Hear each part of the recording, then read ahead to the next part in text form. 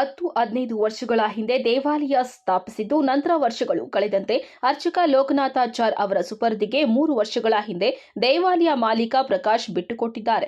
ಅರ್ಚಕ ದೇವಾಲಯಕ್ಕೆ ಬರುವ ಕೆಲ ಭಕ್ತಾದಿಗಳ ಹತ್ತಿರ ಹೆಚ್ಚಿನ ಹಣ ಪಡೆದು ಕಮರ್ಷಿಯಲ್ ಮಾಡಿಕೊಂಡ ಆರೋಪ ಎದುರಿಸುತ್ತಿದ್ದು, ಬುಧವಾರ ದೇವಾಲಯ ಬೀಗ ಜಡಿದಿದ್ದರಿಂದ ಅರ್ಚಕ ನ್ಯಾಯಾಲಯದ ಮೊರೆ ಹೋಗಿ ಹಸ್ತಕ್ಷೇಪ ಮಾಡದಂತೆ ತಡೆಯಾಜ್ಞೆ ತಂದ ಕಾರಣ ಕೆಲಕಾಲ ಗೊಂದಲ ಸೃಷ್ಟಿಯಾಗಿತ್ತು.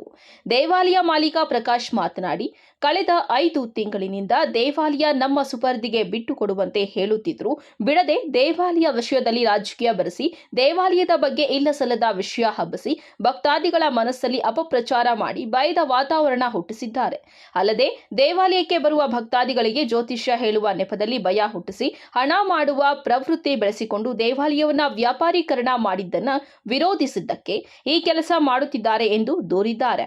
ಸ್ವಾಮಿ, ನಿಮ್ಗೊಂದು 2 ವರ್ಷ ನಾವು ಬಿಟ್ಕೊಟ್ಟಿರ್ತೀವಿ, ಈ ಪೂಜೆ ಮಾಡ್ಕೊಡ್ರೆ ನಾವು ಹೇಳಿದಾಗ ನಾವು ಬಿಟ್ಕೊಡ್ಬೇಕು, ನಾವು ದೇವಸ್ಥಾನ ಅಭಿವೃದ್ಧಿ ಯಾವಾಗ ಮಾಡ್ಕೊಂತೀವಿ ಅವಾಗ ಹೇಳ್ತೀರಿ ಅವಾಗ ಬಿಟ್ಕೊಡ್ಬೇಕು ಅಂತ ಹೇಳ್ಬಿಟ್ಟು 5 ತಿಂಗಳಿಂದ ನಾನು ಹೇಳ್ಕೊಂಡೇ ಬಂದಿದ್ದೀನಿ. 5 ತಿಂಗಳಿಂದ ಈಗೋ ಅಂದ್ಕೊಂಡು ಮತ್ತೆ ಹಿಂಗೆ ಬೇರೆ ರಾಜಕೀಯದ ಲೆವೆಲ್ಗೆ ದೇವ್ರನ್ನ ರಾಜಕೀಯದ ಲೆವೆಲ್ಗೆ ತಗೊಂಡೋಗಿ ಏನು ಹಬ್ಬಿಸಿದ್ರು ಅಂದ್ರೆ ದೇವರನ್ನ ತೆಗೆದು ಬಿಡ್ತಾರಂತೆ, ದೇವಸ್ಥಾನ ತೆಗೆದು ಬಿಡ್ತಾರಂತೆ, ಆ ದೇವಸ್ಥಾನನ ನಾವು ಉಳಿಸ್ಬೇಕು ಅಂತ ಹೇಳ್ಬಿಟ್ಟು. ಈಗ ದೇವರನ್ನ ತೆಗಿತೀನಿ, ದೇವಸ್ಥಾನ ತೆಗಿತೀನಿ ಅಂತ ಏನಾದ್ರೂ ಒಂಚೂರು ಪ್ರೂಫ್ ಇದ್ರೆ ಅವ್ರು ಕೊಡ್ಬೇಕು ತಾನೆ. ಸುಮ್ನೆ ಅಪಪ್ರಚಾರ ಯಾಕೆ ಮಾಡ್ತಾರೆ ದೇವಸ್ಥಾನದ ಬಗ್ಗೆ? ಅವ್ರಿಗೆ ಇಲ್ಲಿ ಏನ್ ಮಾಡ್ಕೊಂಡ್ಬಿಟ್ರು, ಇದು ಸತ್ಯಾಸತ್ಯವಾಗ್ಲೂ ಆಂಜನೇಯನ ಪಾದಾಣ ಹೇಳ್ತಾ ಇದ್ದೀನಿ. ನಾನೇನ ಸುಳ್ಳು ಹೇಳಿದ್ರೆ ನನ್ನ ನಾಲ್ಗೆ ಇವತ್ತು ರಾತ್ರಿಗೆ ಬಿದ್ದೋಗಿ ಅದನ್ನು ಪೂರ್ತಿ ದೇವಸ್ಥಾನದಲ್ಲಿ ಕಮರ್ಷಿಯಲ್ ಮಾಡ್ಕೊಂತಾವನೆ. ಜ್ಯೋತಿಷ್ಯ ಹೇಳ್ತಾನೆ, ಆ ಜ್ಯೋತಿಷ್ಯ ಹೇಳೋರಿಗೆ ಏನ್ ಮಾಡ್ತಾವನೆ, ಭಯ ಹಿಡಿಸ್ತಾನೆ. ನಿನ್ಗೆ ಆ ರಾಹು ಕೇತು ಸರಿ ಇಲ್ಲ, ಈ ಗುರು ಸರಿ ಇಲ್ಲ, ಶನಿ ಸರಿ ಇಲ್ಲ, ನಾನೇ ಹೋಮ ಮಾಡ್ತೀನಿ ಅನ್ನೋದು. ಬರೋದು ಬೆಳಗ್ಗೆ 6 ಗಂಟೆಗೆ ಹೋಮ ರೆಡಿ ಮಾಡ್ತಾನೆ, 10 ಗಂಟೆಗೆ ಒಬ್ರಿಗೆ ಮುಗಿತೈತೆ, 10ವರೆಗೆ ಇನ್ನೊಬ್ರು ನಿಗ್ತಾನೆ, 12 ಗಂಟೆಗೆ ಒಂದು ಹೋಮ ಮುಗಿಸ್ತಾನೆ, 20,000-25,000 ರೂಪಾಯಿ ಒಂದು ಹೋಮಕ್ಕೆ ಫಿಕ್ಸ್ ಮಾಡ್ತಾನೆ. ಈಗ ನಾವು ನಿಮ್ಮ ಹತ್ರ ಗುರುಗಳ ಹತ್ರ ಏನಕ್ಕೆ ಗೊತ್ತಿಲ್ಲ, ನನಗೇನೋ ಒಂದು ಭಯ ದಿಗ್ಲಿರ್ತೈತೆ, ಏನೋ ಒಂದು ಕಷ್ಟ ಅಂತ. ನೀವು ಇದ್ದಿದ್ದು ಕಷ್ಟ ಇಕ್ಕಿದ್ರೆ ನನಗೆ ಭಯ ಇಡ್ಸಿದ್ರೆ ಅವಾಗ ನಾನೇನ್ ಮಾಡ್ತೀನಿ, ಸಾಲವಲ್ಲ ಮಾಡಿ ನಿಮ್ಮ ಹತ್ರ ಬಂದು ಒಂದು ಹೋಮ ಮಾಡ್ತಾರೆ. ಈ ತರ ಕಮರ್ಷಿಯಲ್ ಮಾಡ್ಕೊಂಡ್ಬಿಟ್ಟು ಲಕ್ಷಾಂತರ ರೂಪಾಯಿ 3 ವರ್ಷದಿಂದ ಸರ್. ಇದನ್ನ ನಾನು ಹೇಳ್ತಾ ಇದ್ರೆ ರಾಮನ ಪಾದದಾಣೆ, ನಾನು ಸುಳ್ಳು ಹೇಳಿದ್ರೆ ನನ್ನ ಪಾಲ್ಗೆ ಅವನಮ್ಮನ ಹಂಗೆ ಬಿದ್ದೋಗ್ತೀನಿ. ಇದು ಸತ್ಯ. ಈ ಕಮರ್ಷಿಯಲ್ಗೋಸ್ಕರವಾಗಿ ನಾನು ಖಾಲಿ ಅದನ್ನ ಬಿಡಿಸ್ತಾ ಇದ್ದೀನಿ. ನಾನು ಬೇರೆ 500 ಕೋಟಿ ದೇವಸ್ಥಾನ ಅಭಿವೃದ್ಧಿ ಮಾಡ್ಕೊಳಕ್ಕೆ ಮಾಡಿದ್ರೆ ಊರೆಲ್ಲಾನು ತಾಲೂಕೆಲ್ಲ ರಾಜಕೀಯದವ್ರ ಹತ್ರ ಹೋಗವನೆ, ಕಾಂಗ್ರೆಸ್ ಲೀಡರ್ಗಳವ್ರ ಹತ್ರ ಎಲ್ಲಾರ ಹತ್ರ ಹೋಗವನೆ, ನಂಗೆ ದೇವಸ್ಥಾನ ಬಿಡಿಸ್ಕೊಡ್ರಿ, ದೇವ್ರನ್ನೇ ನಂಗೆ ಬರ್ಸ್ಕೊಟ್ಬಿಡ್ರಿ ಅಂತ. ಸರ್, ಅದಕ್ಕೆ ಎಷ್ಟು ಕಷ್ಟಪಟ್ಟಿದ್ದೀನಿ ಅಂತಂದ್ರೆ ಹೊಟ್ಟೆ ಊಟ ಇಲ್ಲ. ಆ ದೇವ್ರನ್ನ ಸರಿ ತರಬೇಕಾದ್ರೆ 2 ಲಕ್ಷ ಕಾಸು ಬೇಕಾಗಿತ್ತು. ನೀವು ನಂಬ್ತೀರಾ ಇಲ್ಲ, ನನ್ನ ಹತ್ರ ರೂಪಾಯಿ ಕಾಸಿಲ್ಲ. ಬೇರೆಯವ್ರ ಹತ್ರ ಬೇಡಿ ಕಾಸು ತಂದಿದ್ದೀನಿ. ನಾನೇ ಸುಳ್ಳು ಹೇಳೋದಾದ್ರೆ ಸರ್ ನಾಶ ಆಗೋಗ್ಲಿ. ಇಲ್ಲ, ನನ್ನ ಮಗನ 6 ತಿಂಗಳ ಟೈಮ್ ನಾಶ ಆಗೋತಲ್ಲ ಸರ್ ದೇವ್ರ ವಿಚಾರಕ್ಕೆ. ಸರ್ ನಾವು ಎಷ್ಟು ಕಷ್ಟಪಟ್ಟಿದ್ರಿ, ಕೋಟಿಗಳು ಕಾಸಾಗಿದ್ದೀನಿ ಸರ್, 4-5 ಕೋಟಿ ಕಾಸಾಗಿದ್ದೀನಿ. ನನ್ನ ಮಗ ಊರೆಲ್ಲ ಹಬ್ಬಿಸಿ ನಮ್ಗೆ ದೇವಸ್ಥಾನಕ್ಕಲ್ಲ ಸರ್ ಒಂಥರ ನನಗೆ ಅವಮಾನ ಆಗ್ಬಿಟ್ಟಿದೆ ಸರ್. ದೇವಾಲಯದ ಅರ್ಚಕ ಲೋಕನಾಥಾಚಾರ್ ಮಾತನಾಡಿ, ಆಂಜನೇಯನನ್ನ ಸ್ಥಾಪಿಸಿರುವ ಜಾಗವು ಸರ್ಕಾರಿ ಖರಾಬು ಜಾಗವಾಗಿದೆ. ಭಕ್ತಾದಿಗಳ ಸಮ್ಮುಖದಲ್ಲಿ ಎಲ್ಲ ಸುಸೂತ್ರವಾಗಿ ನಡೆದುಕೊಂಡು ಬರುತ್ತಿತ್ತು. ದೇವಾಲಯ ಜಾಗದ ಹಿಂದೆ ಇರುವ ಜಾಗ ನನಗೆ ಆಗಿದ್ದು, ಈ ಜಾಗವು ನನ್ನದೇ. ಆದ್ದರಿಂದ ಆಂಜನೇಯ ಮೂರ್ತಿಯನ್ನ ದೇವನಹಳ್ಳಿಗೆ ಸ್ಥಳಾಂತರಿಸಿ ಆ ಜಾಗದಲ್ಲಿ ವ್ಯಾಪಾರಿ ಸ್ಥಳವನ್ನಾಗಿ ಮಾಡಿ ಕಾಂಪ್ಲೆಕ್ಸ್ ಕಟ್ಟಿಸುತ್ತೇನೆ ಎಂದು ತಿಳಿಸಿದ್ದರಿಂದ ಸಮಸ್ಯೆ ಉದ್ಭವಿಸಿದೆ ಎಂದು ತಿಳಿಸಿದ್ದಾರೆ. ಇಲ್ಲಿ ವಿಜಯಪುರದಲ್ಲಿ ದೇವನಹಳ್ಳಿ ರಸ್ತೆ ಅಶೋಕನಗರದಲ್ಲಿ ಅಭಯ ವೀರಾಂಜನೇಯ ಸ್ವಾಮಿ ದೇವಸ್ಥಾನ.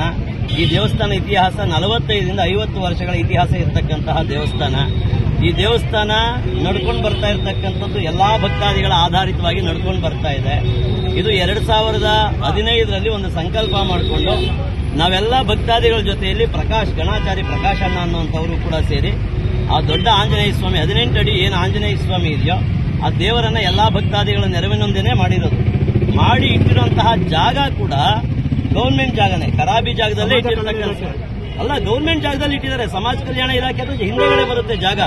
ಈ ಜಾಗ ಇರುವಂತದ್ದು ಖರಾಬಿ ಜಾಗದಲ್ಲೇನೆ. ಆ ದೇವರನ್ನ ಇಟ್ಟಿದ್ದಾದ್ಮೇಲೆ ಸುಮಾರು ವರ್ಷಗಳ ಕಾಲ ಎಲ್ಲಾ ಭಕ್ತಾದಿಗಳು ನಡೆಸ್ಕೊಂಡ್ ಬರ್ತಾ ಇದೀವಿ. ಅದರಲ್ಲಿ ಮುಖ್ಯವಾಗಿ ಗಣಾಚಾರಿ ಪ್ರಕಾಶಣ್ಣ ಕೂಡ ನಡೆಸ್ತಾ ಇದ್ದಾರೆ.